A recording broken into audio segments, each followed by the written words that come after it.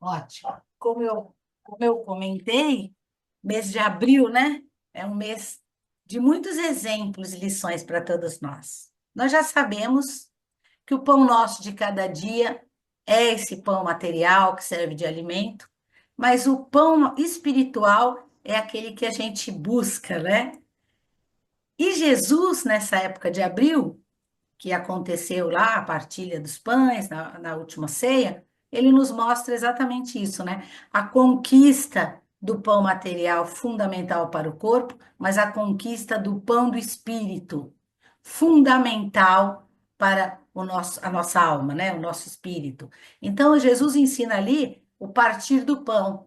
O pão do amor, o pão da empatia, o pão da caridade. Então, esse texto que a gente vai ver hoje e fazer um paralelo aí com esse período de Páscoa de Jesus, chama Jesus e você. Ele mostra o verdadeiro valor da Páscoa, que o verdadeiro valor da Páscoa são realmente os exemplos da aquisição e da divisão desse pão do Espírito, né? Como eu adquiro maior paciência, que é um pão do Espírito. Como eu conquisto o amor ao próximo, que é um pão do Espírito. Mas aí, no mês de abril, na última ceia, Jesus ensinou a partir o pão. Não era o pão partidinho ali para saciar a fome, não. Era o pão que vai saciar a fome do nosso espírito. Nós estamos no livro Abençoado, né? Que é o Espírito da Verdade. Ele faz um paralelo com o Evangelho. E na introdução dele está lá, né? Eu gosto sempre de colocar no início da palestra para a gente lembrar do livro que a gente está. Eles falam assim, para Senhor, uma nova era, nós, esses irmãos todos aí, gotas pequeninas da inteligência no oceano da infinita sabedoria de Deus, quer dizer, existem muita coisa para aprender, aí estão alguns deles, Eurípides, Bezerra, Caibar, hoje o texto é de André Luiz. Partilhamos os lances aflitivos da terra, quer dizer, estamos no mundo de provas e expiações com angústias apocalípticas. E esses irmãos buscam o quê? A paz e a renovação. Mandam para a gente lições para trabalharmos por um mundo melhor, na certeza de que Jesus está conosco, assim como naquele dia, na tempestade, ele disse: tem de bom ânimo, sou eu, não temais. Então, esse livro especificamente traz as mensagens do Espírito da Verdade que estão no Evangelho, né? Como eu falei. E esse texto 40, Jesus e você, ele está ligado ao capítulo 6, né? E ao item 6, que é o Consolador Prometido. Então a gente vai trabalhar, trazer Jesus para esse mês da Páscoa tão abençoado, mas com esse conhecimento. Venho instruir e consolar os pobres deserdados. Venho dizer-lhes que elevem a sua resignação ao nível das suas provas. Então, essas provas, essas angústias apocalípticas aí, que a gente tenha resignação para passar por elas. Que chorem, porquanto a dor foi sagrada no Jardim das Oliveiras. Lembra Jesus do Jardim das Oliveiras? Senhor, afasta de mim esse cálice, mas se não for possível, né? Mas que esperem, pois que também a eles os anjos consoladores lhe virão enxugar as lágrimas. Seremos sempre consolados. Então, esses irmãos falam, Senhor, rumo, né, a um mundo de regeneração, nós, gotas pequenas da inteligência, diante da sua infinita sabedoria, trazemos aqui esses textos para fortalecer o ânimo, né, dos nossos irmãos que nasceram no planeta Terra. Então, a gente sabe que as nossas ideias estão lá, nosso DNA divino está lá, mas eles estão meio desestruturados, né? A gente tem o esquecimento quando a gente vem. E é preciso estudo para que eles se encaixem, como no desenho aí abaixo. Então, nós temos o Espírito de Verdade, que vai trazer o Evangelho. E eu comentei com vocês que eu descobri que eles formam 5 livros, né? Talvez vocês já conheçam. O um é o Justiça Divina. Junto com o Espírito Emmanuel, Chico traz justiça divina. E ele fala do céu e inferno. O 2 chama Religião dos Espíritos. E ele faz uma abordagem junto a Emmanuel do Livro dos Espíritos. O 3 é a Seara dos Médiuns. E ele faz um paralelo também com o Emmanuel, Chico Xavier com Emmanuel. O 4 é Estude e Viva. E ele aqui é também do Valdo Vieira e do Chico Xavier, por Emmanuel e outros espíritos. Esse que nós estamos estudando são vários espíritos. Então, olha que interessante. São 5 livros associados ao Pentateuco, tá? Então, cada um, eu já li todo esse que nós estamos trabalhando e verifiquei vários porque tem em PDF. Um mais prazeroso de ler que o outro, fazendo referências aos livros que a gente julga tão difícil de entender, que é Céu e Inferno, Gênese, Livro dos Médios. Então, o que que essa cabecinha aí está tentando mostrar? Nós temos o conhecimento, mas para ele se encaixar, a gente precisa estudar, né? Então, a gente vai sempre descobrindo novos desafios para leitura e conhecimento. Abril, um mês que se inicia, é a data comemorativa no movimento espírita de várias datas, né? Então, a gente tem aí no mês 4 de 1857, a primeira edição do Livro dos Espíritos, a gente tem em 1864 o lançamento do Evangelho segundo o Espiritismo, em 1869, né, o sepultamento de Kardec, depois nós temos, em 1910, Chico, né? Que fez aí, eu trouxe até um 115º aniversário, né? Temos, em 1900, Dr. Bezerra de Menezes desencarnando, Leon Denis também, em 1927. Então, são datas do mês de abril muito importantes para o movimento espírita, né? É bom a gente relembrar. Eu quero começar, como nós falamos, que nós vamos estar pincelando com o mês da crucificação e dos ensinamentos, mas eu quero começar com uma historinha que também está no Espírito de Verdade. É a história de um pão. A gente está falando muito do pão material e do pão espiritual, né?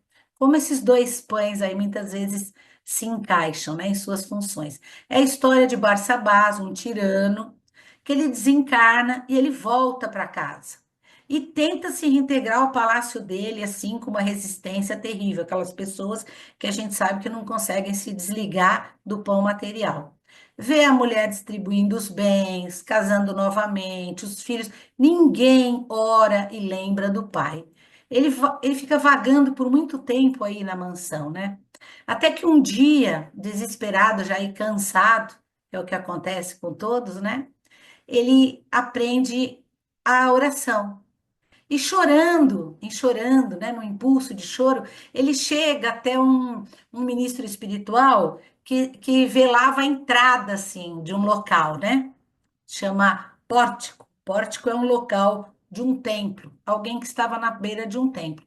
E esse ministro espiritual explica para ele que é a casa das preces de louvor. E fala para ele, Barsabás, cada fragmento luminoso que você contempla, cada luzinha, é uma prece de gratidão que subiu da terra. Eu li isso no livro do Chico, que dizia que as nossas preces para 22 horas, elas ficam armazenadas num lugar e o doutor Bezerra distribui essas luzes de amor para quem precisa. A mesma coisa aí. Aí ele diz, como ele estava muito triste, arrependido, já não aguentava mais aquela vida de ficar perto da casa dele, o ministro espiritual disse para ele que ele falou assim: "Ah, quem sou eu? Nunca oraram por mim, eu nunca fiz nada por ninguém". Ele falou: "Não, que ele tinha um crédito de uma oração de louvor ali naquela casa, né? Que há 32 anos atrás ele deu pão para uma criança. E essa criança agradeceu ele muitas vezes e ainda lembra dele em prece por ter salvo a vida dele, que é a fome que a criança passava. Aí ele pensa, pensa e fala: Jonaquim enjeitado? Eles dizem que sim, né? O ministro diz que sim. Aí ele fala assim para ele: segue a claridade do pão, né?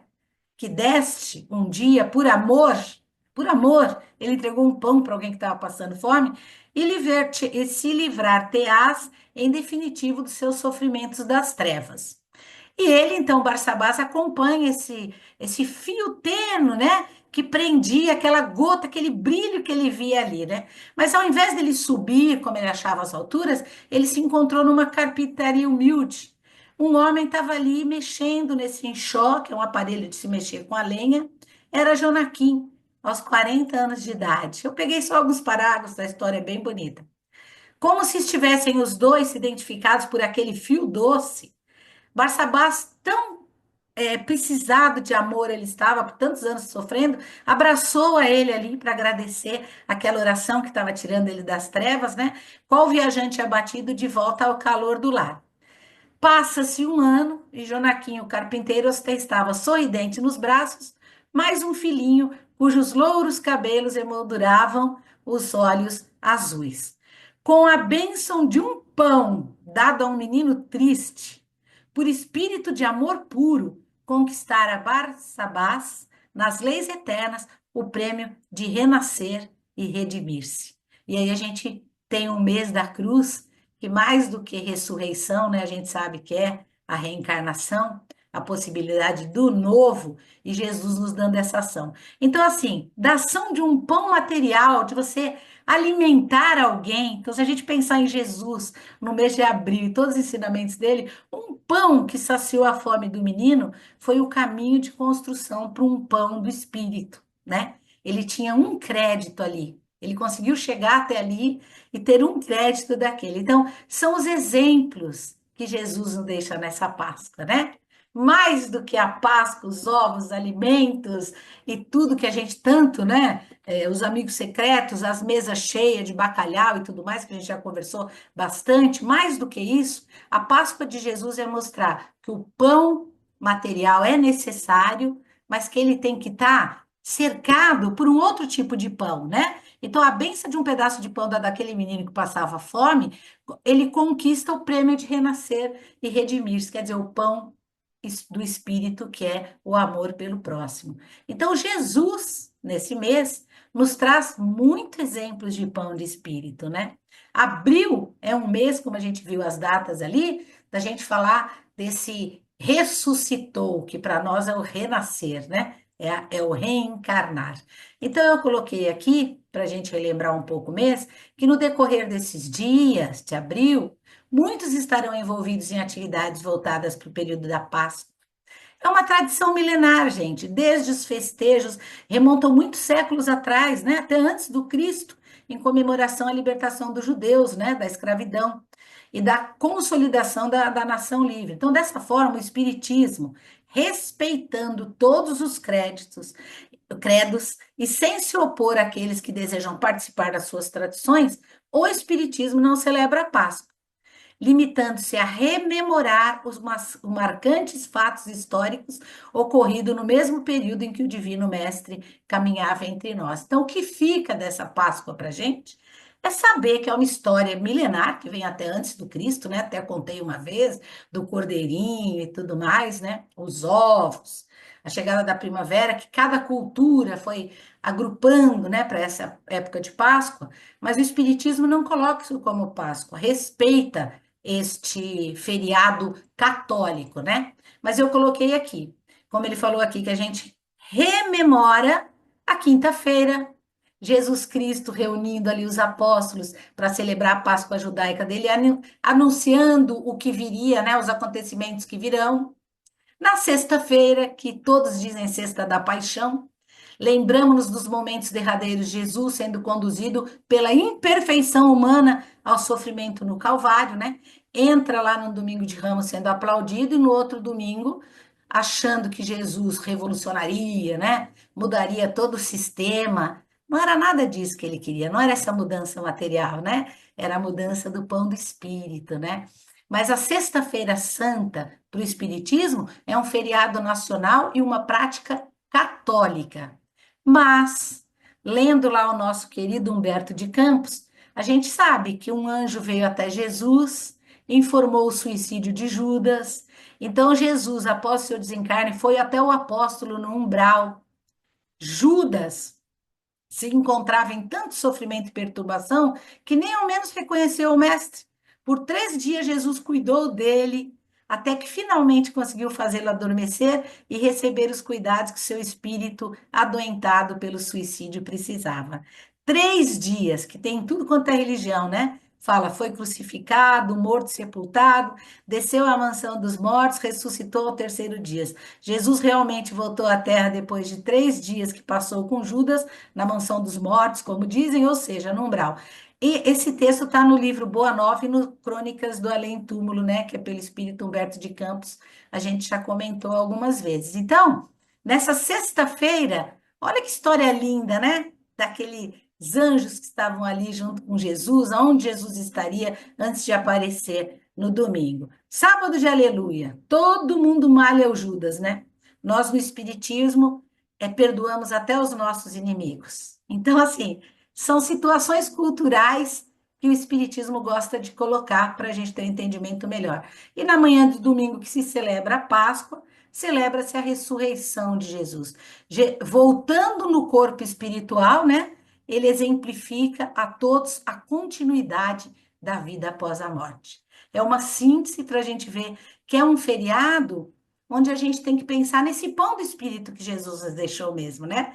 Mais importante, o almoço com a família, o bacalhau, é importante, é cultural, mas a gente tem que rememorar esses fatos marcantes e que pão do Espírito eu posso tirar daí? Jesus podia subir direto, né? Humberto de Campos diz que ele veio e foi socorrer Judas, né, que era um de seus apóstolos. Então, até perdão aos inimigos, Jesus nos ensinou, né? Nos ensinou muito mais do que a cruz de ouro ou a cruz de espinhos. E aí falam muito de paixão de Cristo, né? Então, em latim, significa sentido de padecimento, né? De ser paciente, de ser passivo. Jesus deixa entrever o apaixonado como aquele que suporta a dor, né? E neste livro que nós estamos estudando, está lá, A Paixão de Jesus. Um texto para hoje. É de Everton Quadros, um militar que trouxe esse texto para a gente. Ele diz assim: abstenhamos-nos da falsa ideia da festa religiosa, susceptível de repetir os desvios de existências anteriores. No mesmo momento que todo mundo aclamava Jesus, dali a pouco queriam crucificá-lo, né? Então, um momento de festa, plena Páscoa, que pão de espírito, né?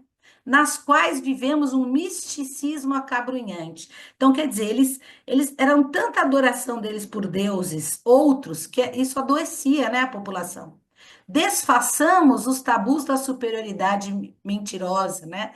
Que muitas vezes, no sábado a gente tem que malhar o Judas, né? Se Jesus desceu para colocá-lo para dormir, porque ele estava aflito, né? Quem somos nós para malhar os Judas? Inclusive, Judas já trabalha junto com as comunidades, já foi perdoado, nós já vimos o texto também, né? Daquela médium que diz que o socorro da mãe da nossa Mãe Santíssima Maria de Nazaré, que é a socorrista dos suicidas, resgatando ele, né? Uma coisa linda.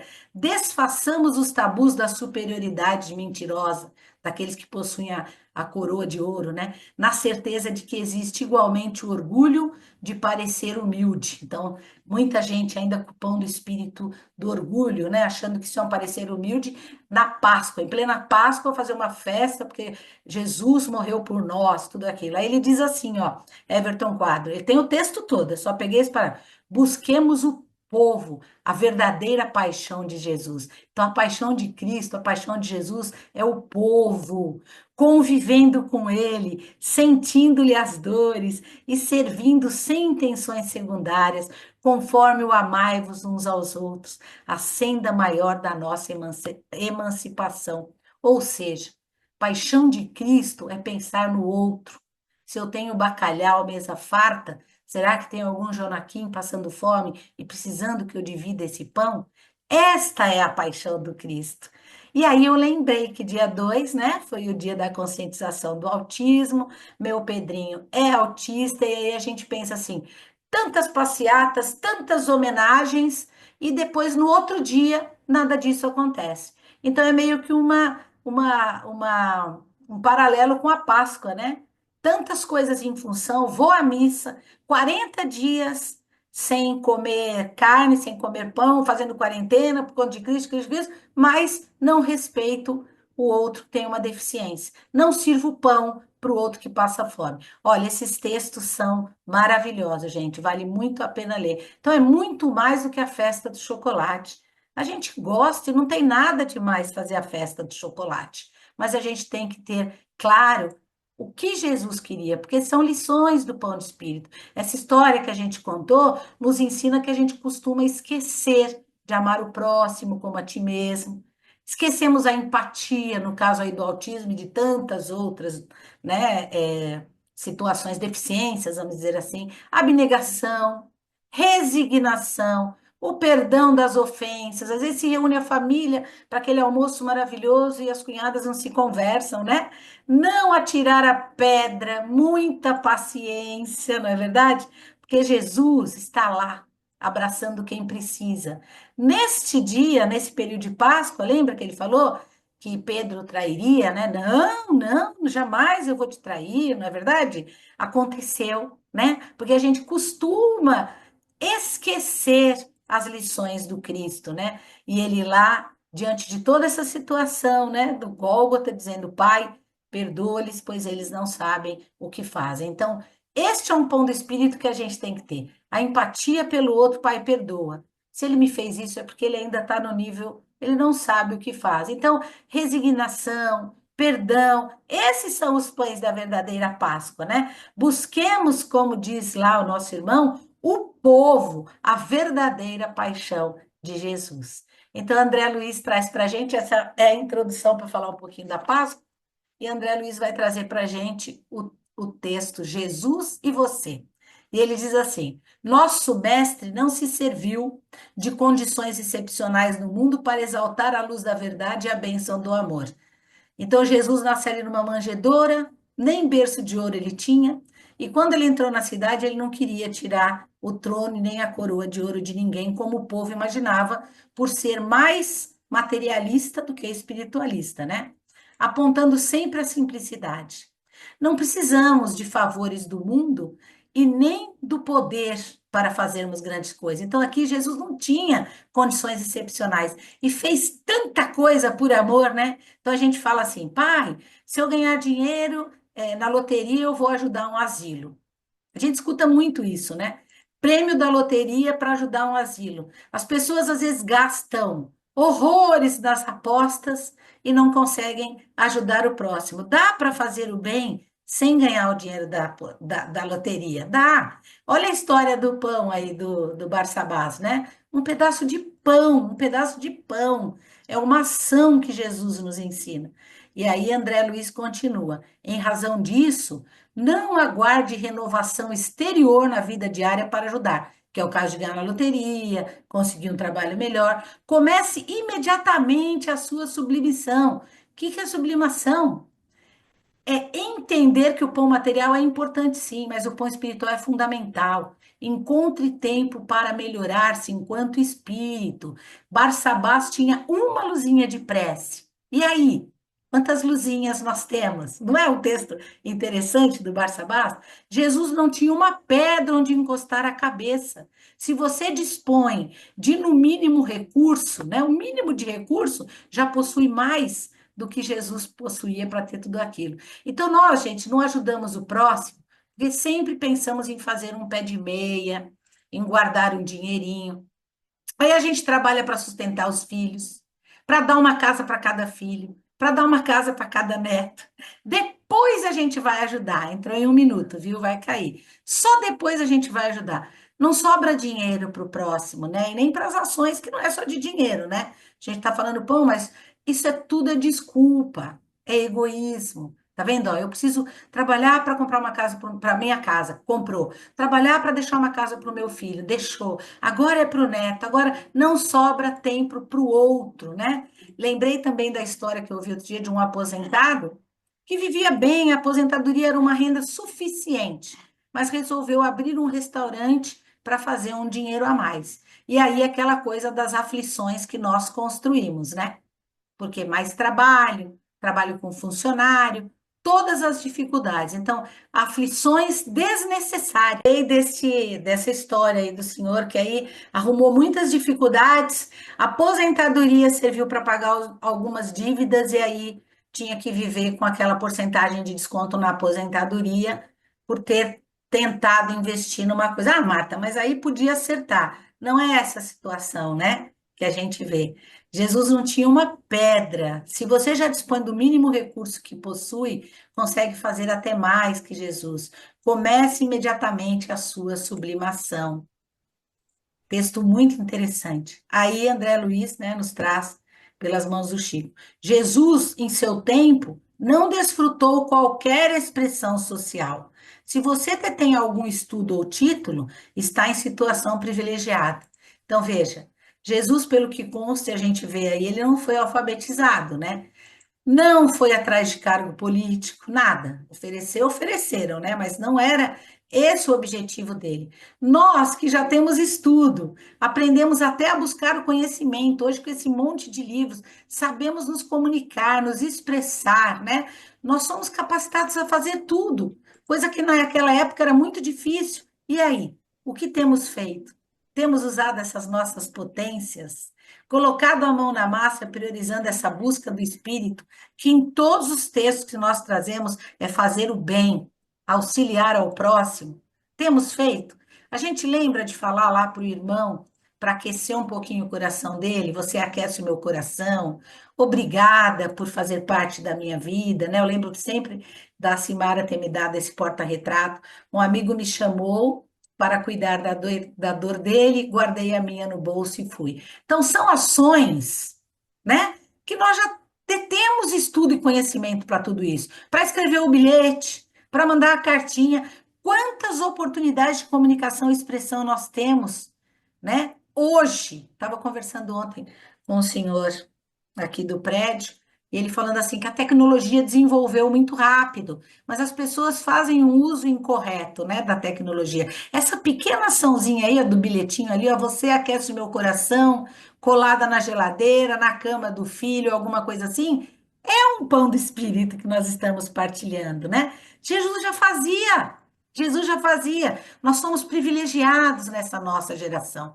Olha os 5 livros que eu descobri ali trabalhando, né? O Pentateuco todo dentro dos livros ali, para a gente ler o texto, fazer uma análise com o Evangelho, com o livro dos Espíritos, e aí André Luiz continua. Jesus esperou até aos 30 anos para servir mais decisivamente. Se você é jovem e pode ser útil, usufrui magnífica oportunidade. Então, assim, tá vivendo bem. Hoje a gente vive muito mais tempo, né? Então, por que que a gente não trabalha muito mais? Jesus partiu aos 33 anos. Se você vive na idade amadurecida e dispõe do ensejo de auxiliar, agradeça ao alto, dando mais de si que a gente tem feito, né?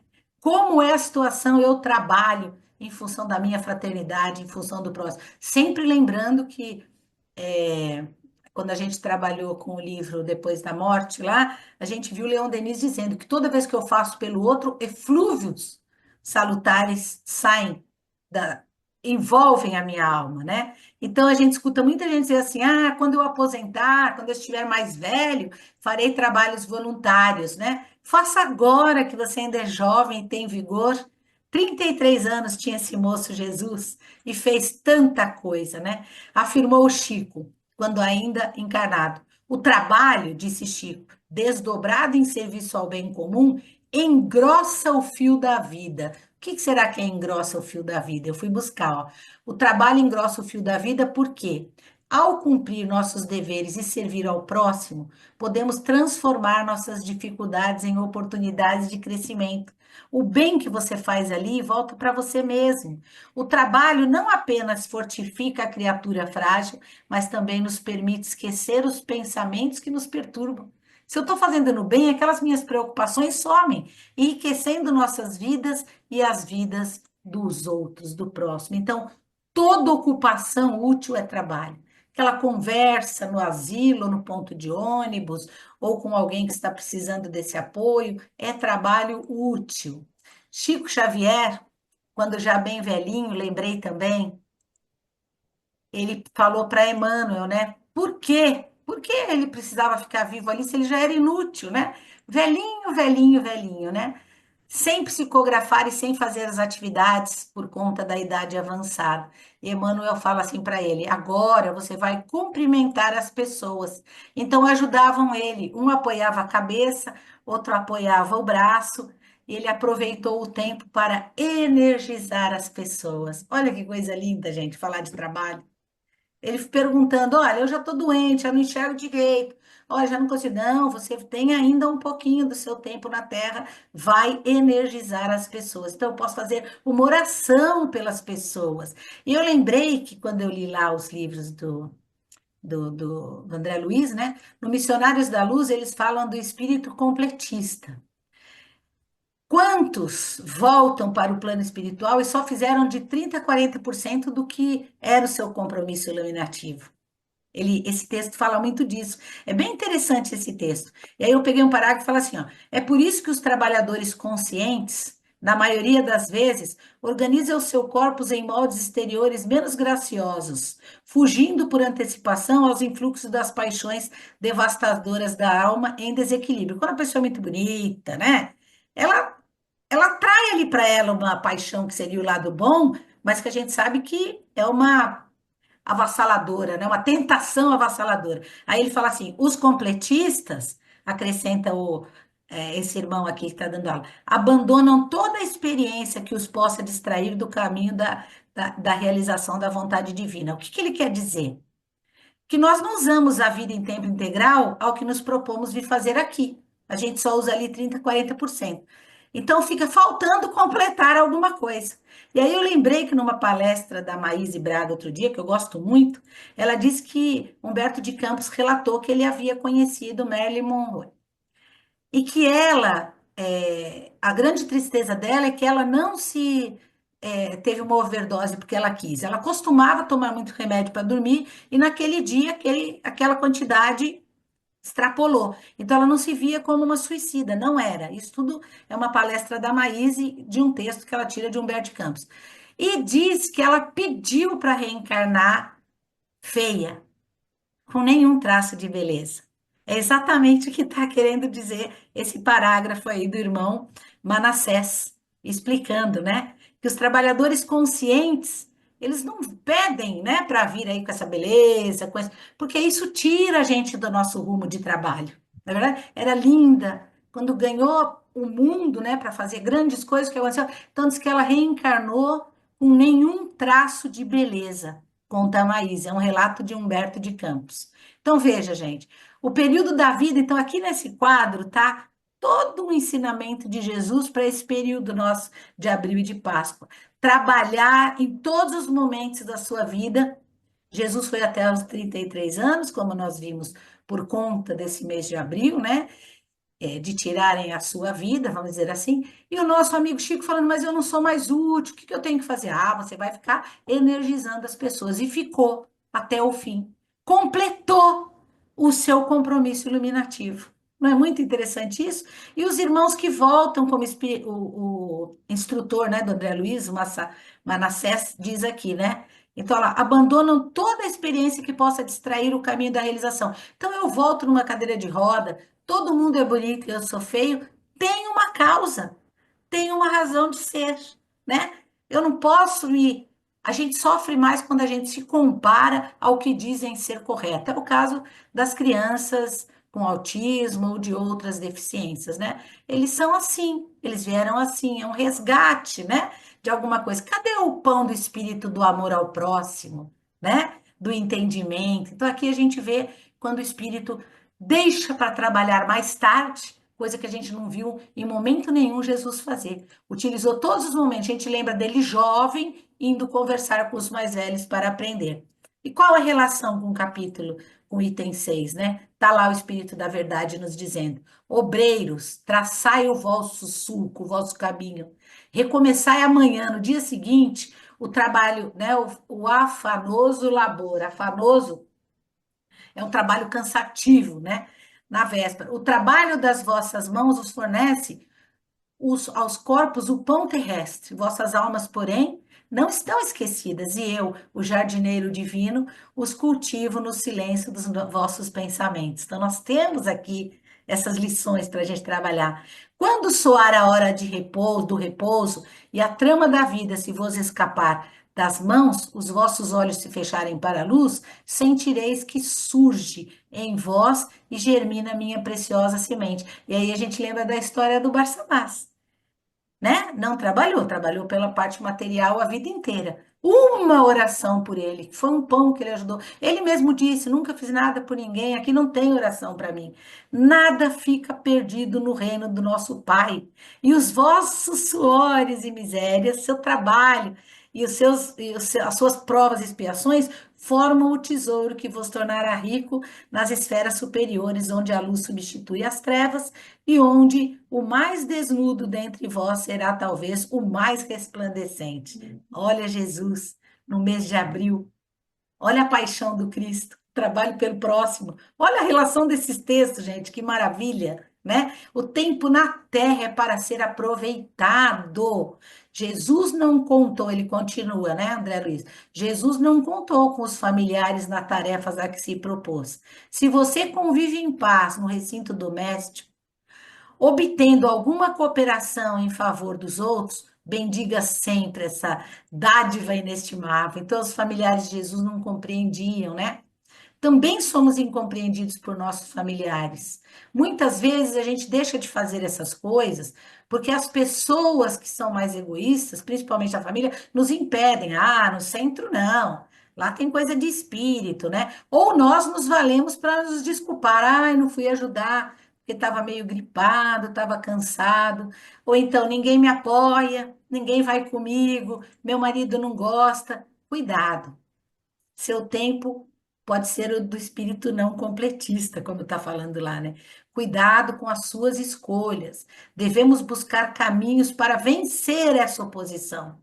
Ninguém vai comigo, é você mesmo, né, que está dando desculpa para isso. Jesus não teve apoio e fez. Cuidado com os companheiros que não nos apoiam. Geralmente a gente tem isso dentro dos familiares mesmo, né? E aí ele fala um outro texto que fala de gratidão. Jesus não encontrou ninguém que o amparasse na hora difícil. Se você recebe o apoio de alguém nos momentos críticos, saiba ser grato. A gratidão é outra luz que Leon Denis diz que sai dentro da gente, né? Cada vez que agradecemos. Jesus ficou lá.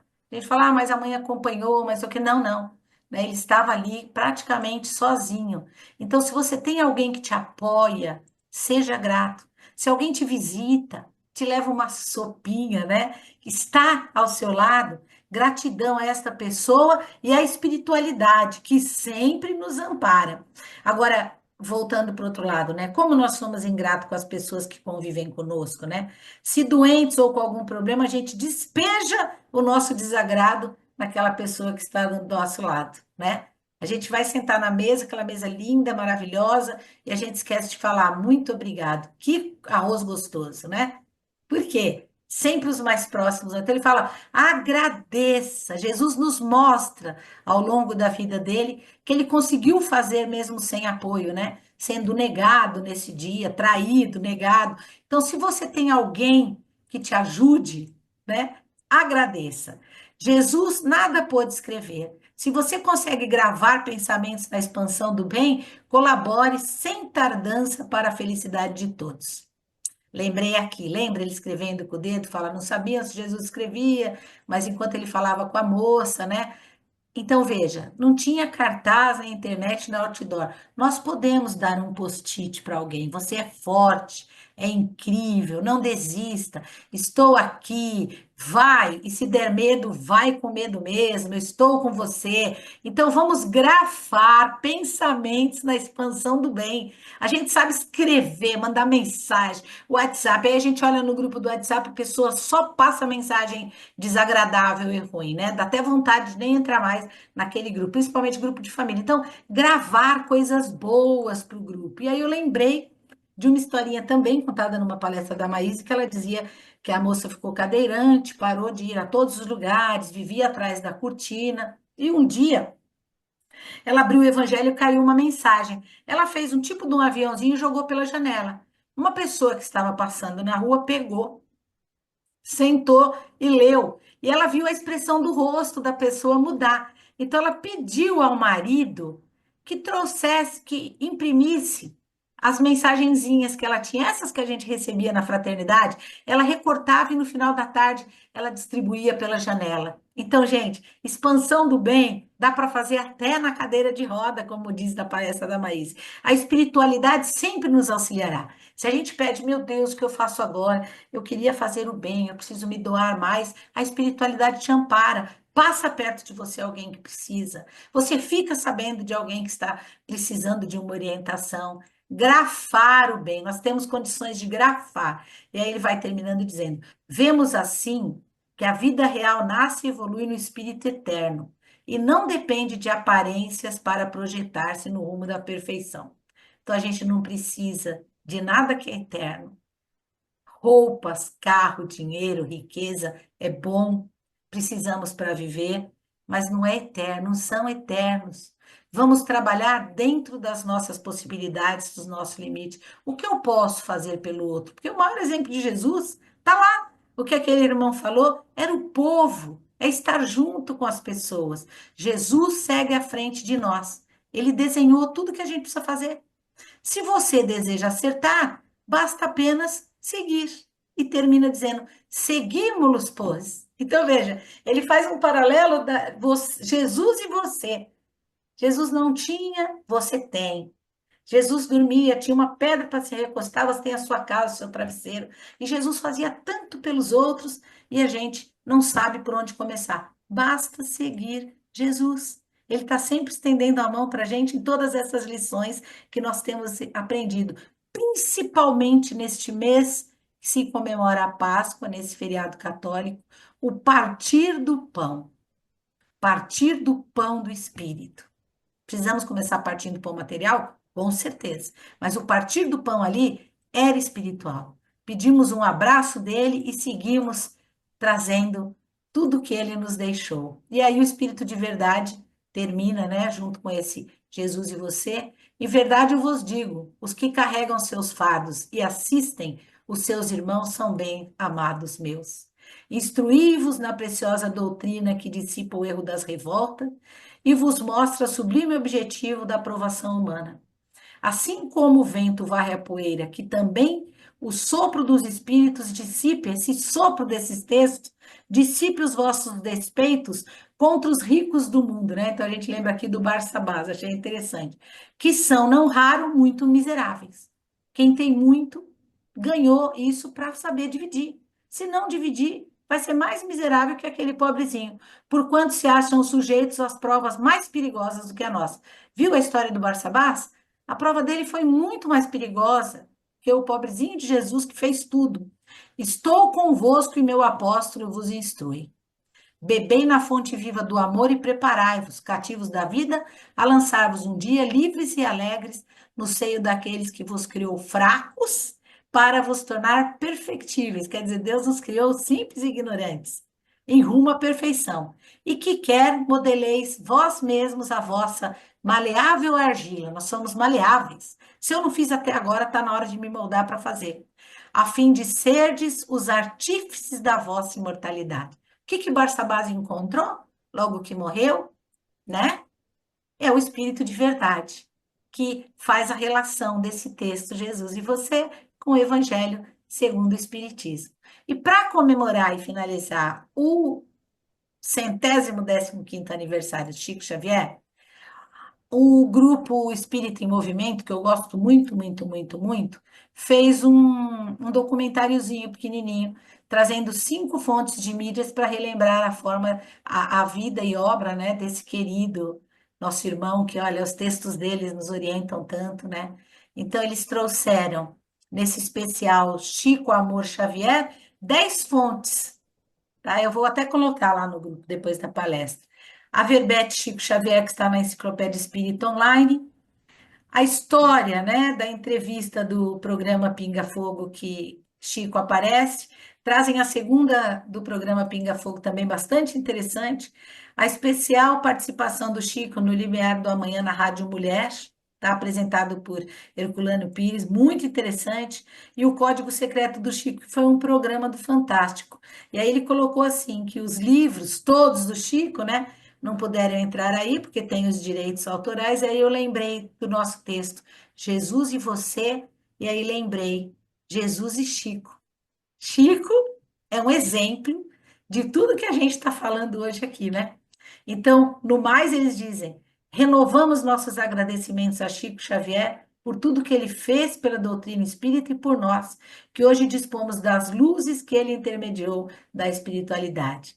Então, nesses 115 anos aí, a gente agradece esse irmão ter estado presente entre nós, né? Gratidão, Chico. E aí, olha lá, Chico abraçadinho com Jesus, como a gente viu quando ele desencarnou, né? Deixo isso como orientação. Então, Jesus e você é a gente pensar na nossa vida como se a gente fizesse alguma coisa parecida com o que Chico tanto fez, né? Buscar um objetivo maior para estarmos seguindo o caminho de Jesus. Então, mais do que uma Páscoa material, é a gente pensar no pão do Espírito que esse irmão deixou para a gente, nas lições que a Páscoa deixa para a gente. E ao longo desse mês a gente vai estar falando isso, tá bom? Então, que assim seja, graças a Deus, e boa noite a todos.